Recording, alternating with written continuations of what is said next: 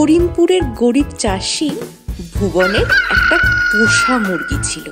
সেই মুরগির ডিম হাটে বেচে ভুবনের সংসার চলত। সে মুরগিটাকে তার ঘরের সামনে বেড়ার মধ্যে রাখত। কিছু দূরেই ছিল এক বিশাল জঙ্গল, আর সেই জঙ্গলে একটা পাজি শেয়াল থাকতো। সে অনেক চেষ্টা করেও বেড়ার ভিতরে ঢুকতে পারত না।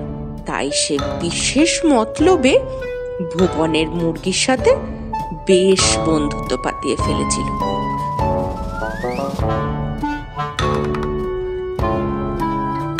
একদিন সন্ধ্যার দিকে মুরগিটা উঠোনে হেঁটে বেড়াচ্ছে। এমন সময় শেয়াল এসে বলল, কি হ্যাঁ মুরগি বন্ধু, কি করছো?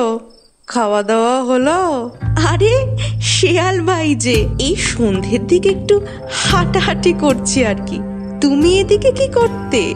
আর সত্যি কথা কি বলবো তোমায়, এই যে বড় জঙ্গলে আমি থাকি, একটা মনের মতো বন্ধু নেই আমার, জানো।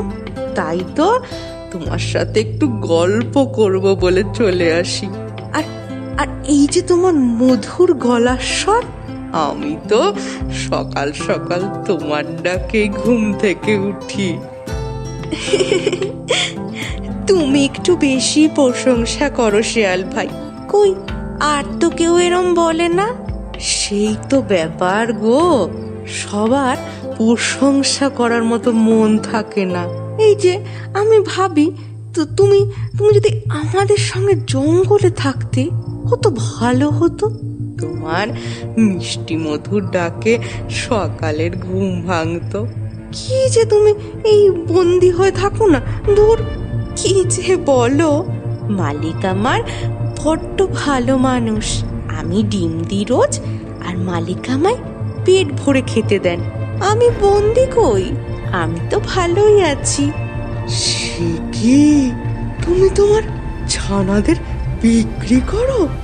সেটা তুমি আবার গর্ব করে বলছো? ছি ছি বন্ধু, ছি। কিন্তু শিয়াল ভাই, এটাই তো নিয়ম। আমায় মালিক পোষেন, তাই আমাকে তাকে ডিম দিই।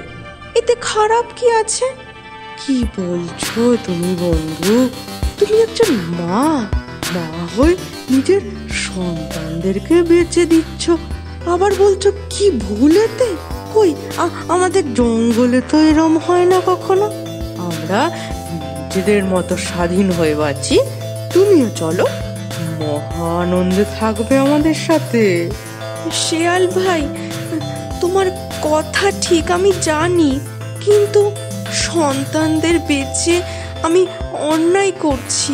কিন্তু তোমার সাথে জঙ্গলে গেলে যে আমার বিপদ হবে। সবাইকে ওখানে তোমার মতো ভালো বলো, যদি আমায় মেরে ফেলে? দুঃখ দিলে বন্ধু, তোমার এই শিয়াল বন্ধু থাকতে অন্য কেউ তোমায় খাবে? মানে মানে আমি তোমায় রক্ষা করব। তুমি বেরিয়ে এসো, এই বেড়ার ফাঁক দিয়ে বেরিয়ে এসো। চলো আমার সাথে জঙ্গলে, তারপর দেখবে জীবন কাকে বলে। এই শুনে মুরগি বেড়ার ফাঁক দিয়ে বেরিয়ে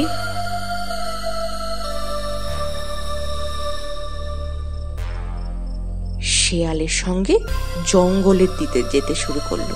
কিছু দূর যেতেই ঘাড় মুটকে ধরলো মুরগি।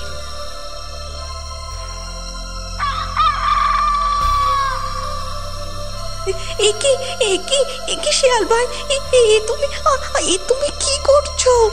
অনেক বোকা দেখেছি, তোমার মতো বোকা দেখিনি এর পরের জন্মে। কারণ মিষ্টি কথাতে বিশ্বাস করো না। বলে শিয়াল মুরগিটাকে সাবার করে ফেললো, আর মুরগিও নিজের বোকামির শাস্তি পেল। গল্পটা ভালো লাগলে লাইক করুন, কমেন্ট করে জানান কেমন লাগলো, শেয়ার করুন নিজেদের বন্ধু বান্ধব আর রিলেটিভদের সঙ্গে, আর অবশ্যই আমাদের চ্যানেলকে সাবস্ক্রাইব করে দিন। আর আমাদের নতুন নতুন গল্পের নোটিফিকেশন পেতে সাবস্ক্রাইব বাটনের পাশে বেল আইকনটা এক্ষুনি প্রেস করে দিন।